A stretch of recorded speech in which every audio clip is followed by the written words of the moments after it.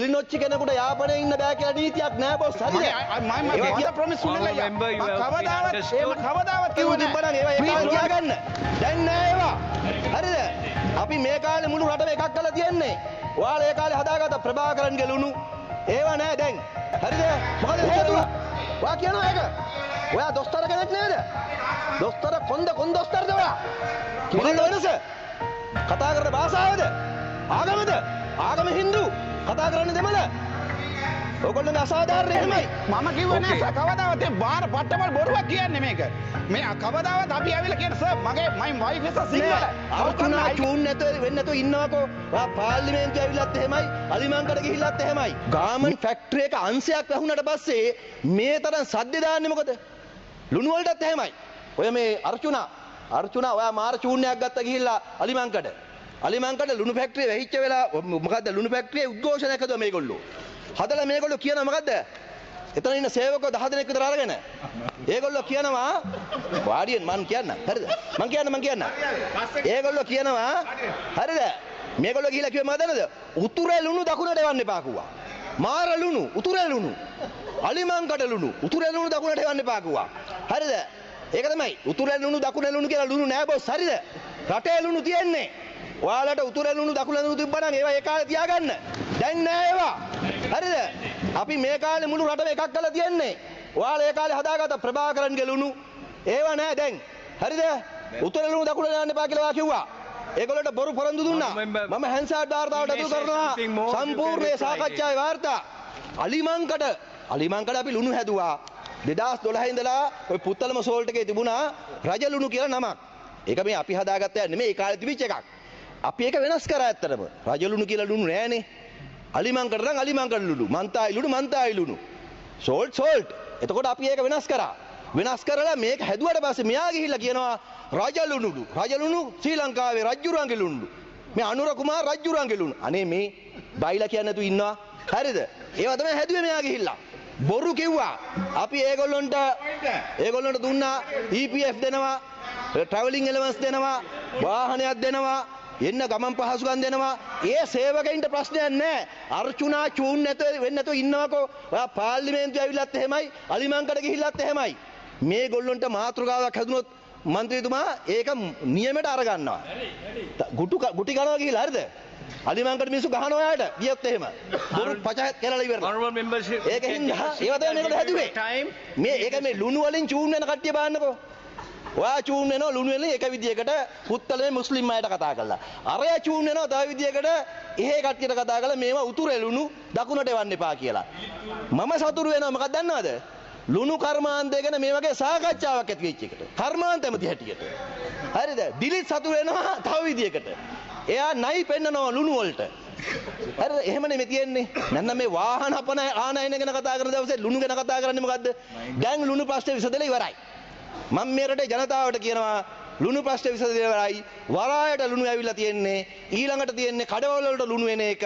ඒක දවස් දෙක තුනකින් සිද්ධ වෙනවා. හරි හෙට ඉඳලා ඒක වෙනවා. මම ඉන්න වෙල්ද ඇමතුමා ඉන්නවා. මේ ආණ්ඩුව වගේ කියනවා. තේරුණාද? දැන් ඊළඟට තව මොකෙක් හරි නයි පැටියක් හොයා ගන්න දැන්. ලුණු ඉවරයි දැන්. ඊළඟට මාධ්‍ය හොයාගන්න ගැරඩියක් හොයාගන්න වෙනවා. හරිද? ඒකින්ද ප්‍රශ්නයක් නැතිව ප්‍රශ්න හදන්න එපා. පාර්ලිමේන්තුවේ කාලය කන්නත් එපා. දවස් 3ක් මේ ලුණු ගැන කතා වුණා. දැන් ඇති. බොහොම ස්තුතියි. Yes, honorable member, you may have a minute.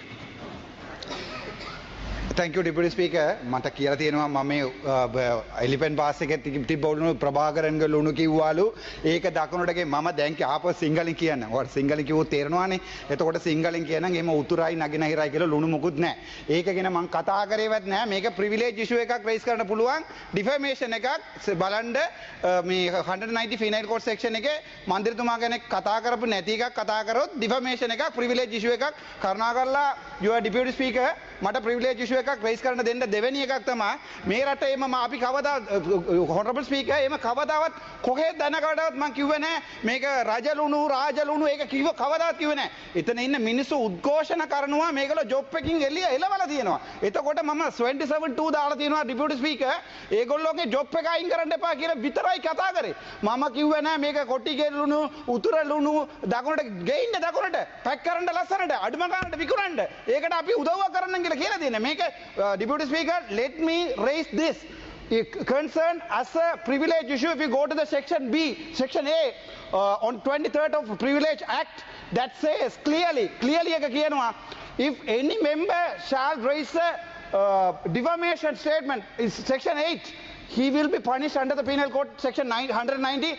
I will raise this question as a privilege issue. This is a serious concern. Mama single again. My mother promised to Honourable member, you have been understood.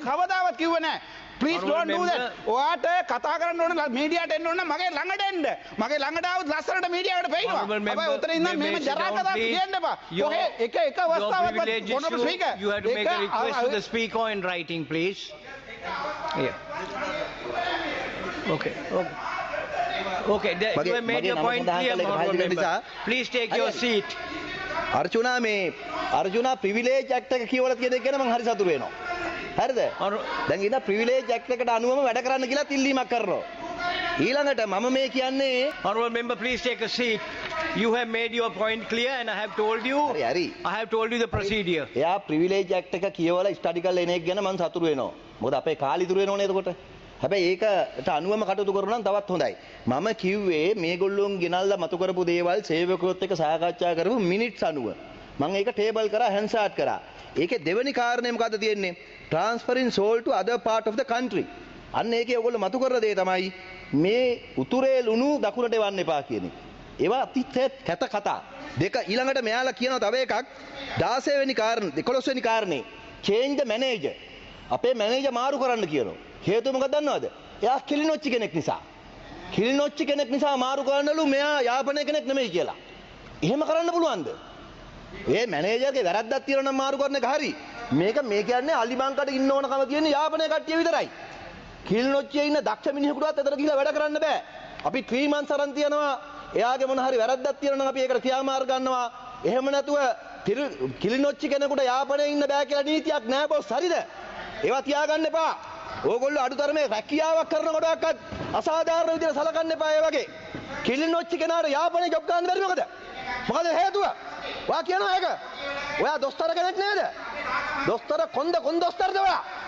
Kilinochchi කෙනෙකුට යාපනයේ job එකක් ගන්න විරුද්ධ වෙනවා මේගොල්ලෝ. ඒ තරම් මිනිස්සු මේගොල්ලෝ. මෙයා රටට පේන්න ඕන. මෙන්න මම කියන්නේ බොරු නෙමෙයි මෙන්න මේක තියෙනවා. කිලිනොච්චි කෙනාට යාපනයේ ජොබ් එකක් ගන්න බැරි මොකද කියනවා?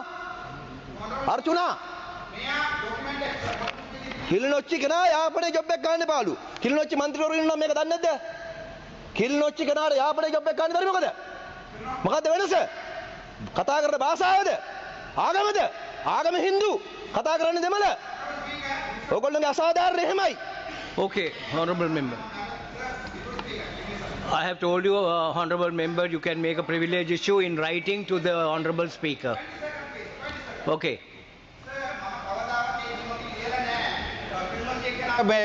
ආරේ දාන්න මම ඉල්ලලා තියෙනවා මෙහි එලිෆන් පාස් එකේ හිටපේ මැනේජර් මන්නාරමට දාලා මන්නාරම හිටපේ මේගොල්ලෝගේ ට්‍රේඩ් යූනියන් කාර්යාව ගෙනල්ලා මේකට දාලා මිනිස්සු උද්ඝෝෂණ කරනවා ඒක ලියලා තියන්නේ මම කිව්වා නෑ සර් කවදාවත් මේ බාර පට්ටබල් බොරුවක් කියන්නේ මේක මේ කවදාවත් අපි ඇවිල්ලා කියන sir my wife is a single how come I can be racist how come මනානපුරි විදේශවාදම් කරලා බොරු කියන්න එපා බොරු කියන්න එපා මා පාර්ලිමේන්තුවේ Okay.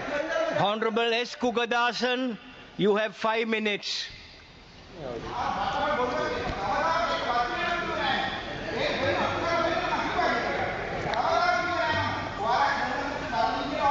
Honourable Arusina, can you please allow our honourable member to make his submission? அவைத்தலைவர் அவர்களே, திருகோணமலை மாவட்டத்தில்